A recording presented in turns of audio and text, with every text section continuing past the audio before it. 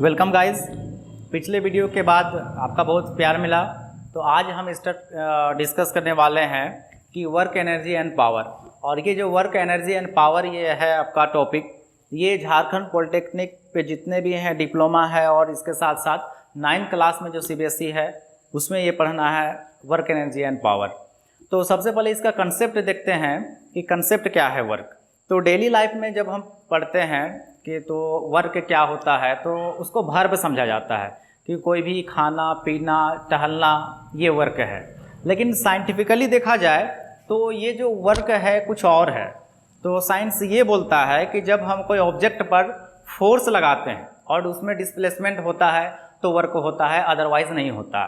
लेकिन जो हम लोग का रेगुलर ये आपका समाज पर जाए सोशल पर, तो ये वर्क का अलग ही कंसेप्ट है। लोग बोलते हैं गार्जियन एग्ज़ाम नज़दीक आ गया, गार्जियन बोलते हैं कि मेरा बेटा 4 घंटा से पढ़ रहा है, रूम में 5 घंटा से बहुत वर्क कर रहा है, मिल्क दो बिस्किट दो ये सब वगैरह। लेकिन साइंस इस सब को क्या करता है, नज़रअंदाज करता है, हटा देता है, ये सब कोई वर्क नहीं हुआ। तो आज हम डिस्कस करने जा रहे हैं कि वर्क होता क्या है, इसका ओरिजिनल मीनिंग साइंटिफिकली कैसे होता है।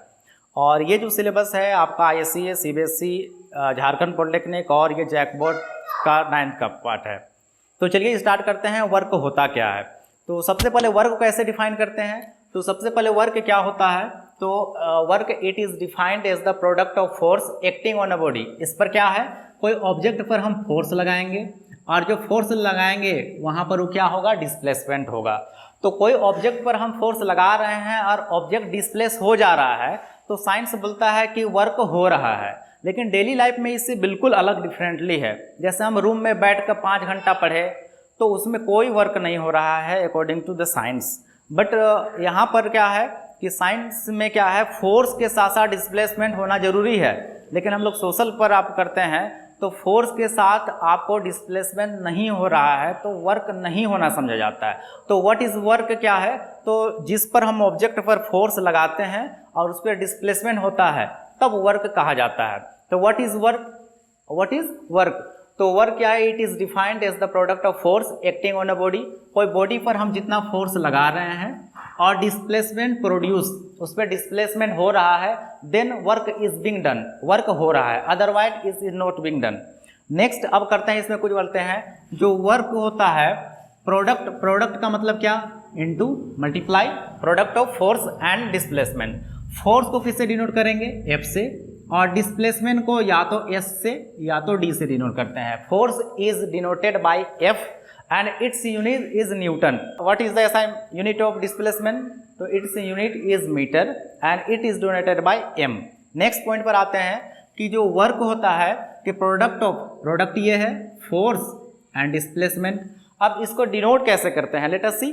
तो वर्क को किससे डिनोट करते हैं, W से, फोर्स को F से और डिस्प्लेसमेंट को या तो S से या तो D से।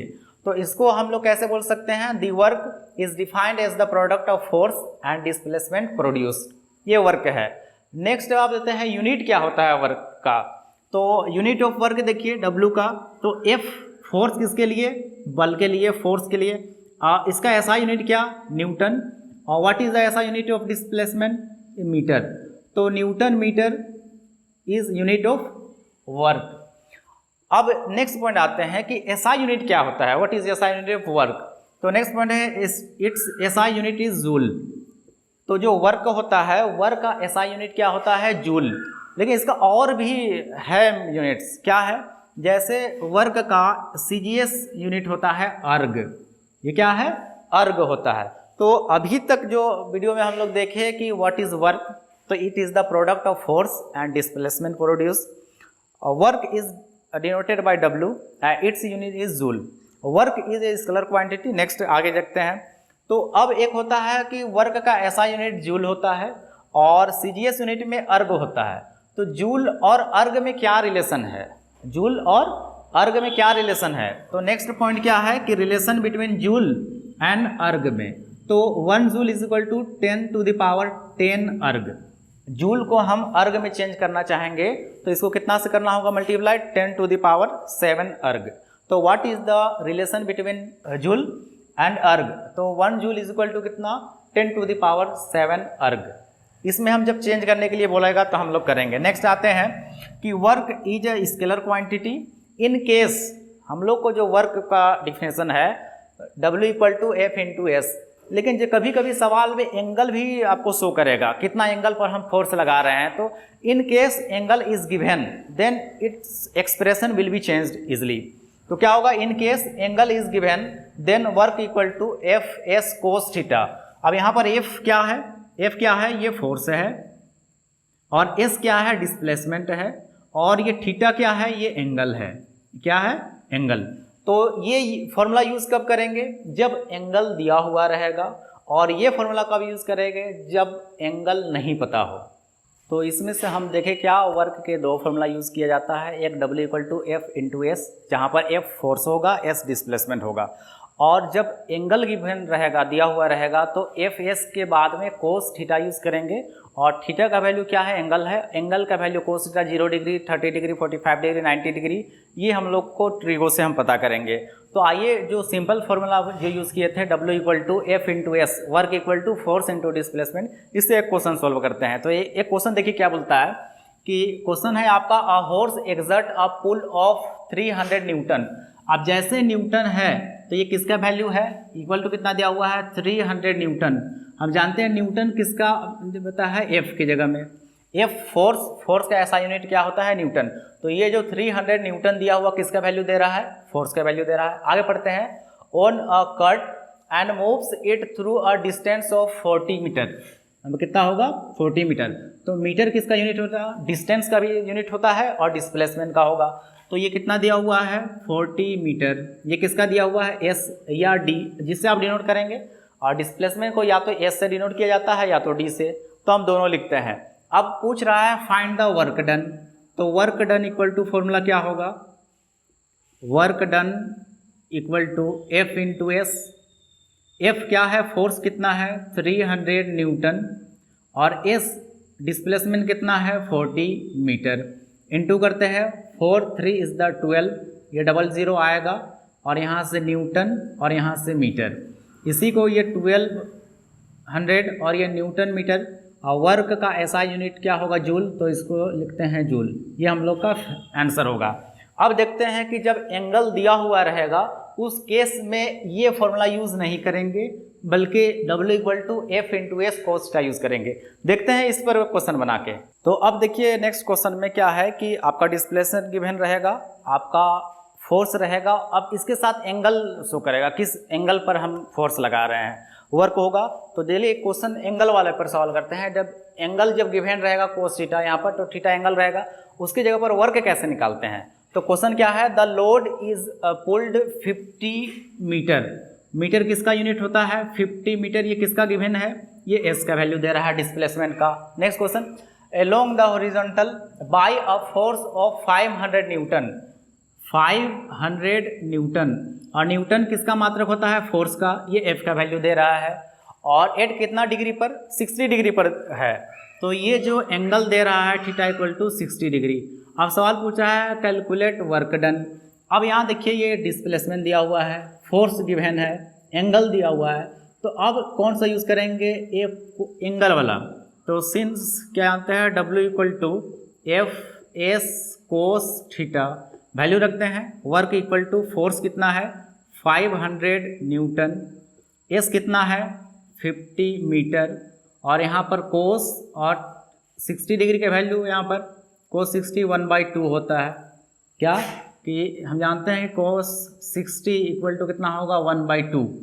अब नेक्स्ट आते हैं, ये 2 से कटेगा, 2 2 इज़ द 2 5 इज़ द 10, कौन सा बचा, 500 न्यूटन और ये 25 मीटर, इंटू करते हैं, 5 5 is the 25, carry 2, 5 2 is the 10 और 2 12, और ये 00 यहाँ से।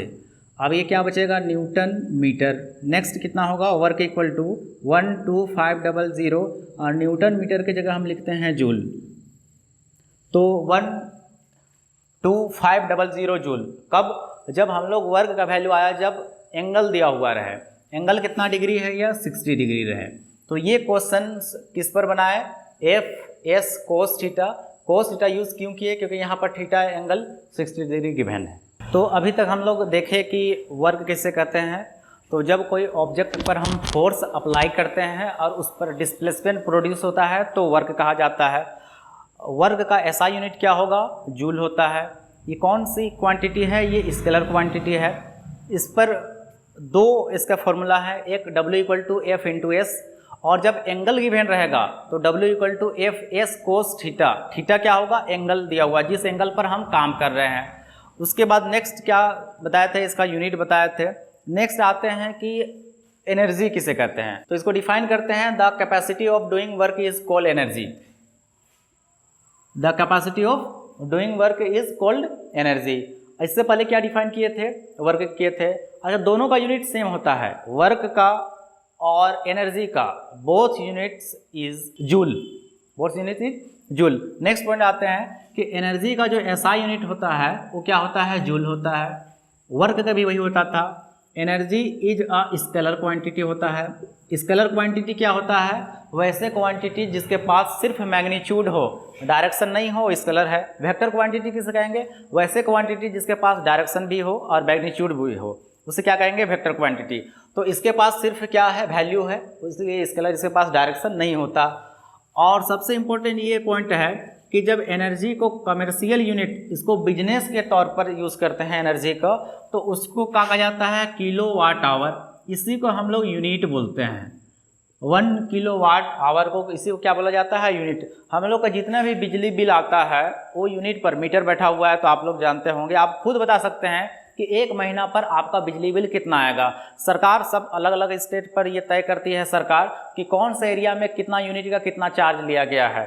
तो एक यूनिट बोला जाए मतलब 1 किलो आवर बोला जाता है, 1 किलो आवर। तो एनर्जी का जो कमर्शियल यूज़ होगा उसका यूनिट होता है किलोवाट आवर, किलोवाट आवर। और 1 किलोवाट इक्वल टू होता है 1000 वाट। कितना है, 1000 वाट।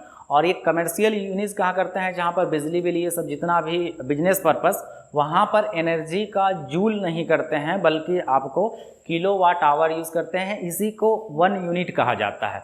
नेक्स्ट पॉइंट पर आते हैं। अब नेक्स्ट हम लोग को पढ़ना है फॉर्म्स ऑफ एनर्जी। तो there are 2 forms of energy basically. पहला कौन सा है, मैकेनिकल एनर्जी, और सेकेंड है नॉन मैकेनिकल एनर्जी। तो नेक्स्ट वीडियो में हम जानेंगे कि मैकेनिकल एनर्जी के कितने टाइप्स हैं। उसके 2 टाइप्स हैं, kinetic energy and potential energy. तो नेक्स्ट क्लास में इसको हम लोग मैकेनिकल एनर्जी कितने टाइप्स का और नॉन मैकेनिकल एनर्जी कितने टाइप्स पढ़ेंगे। Thank you.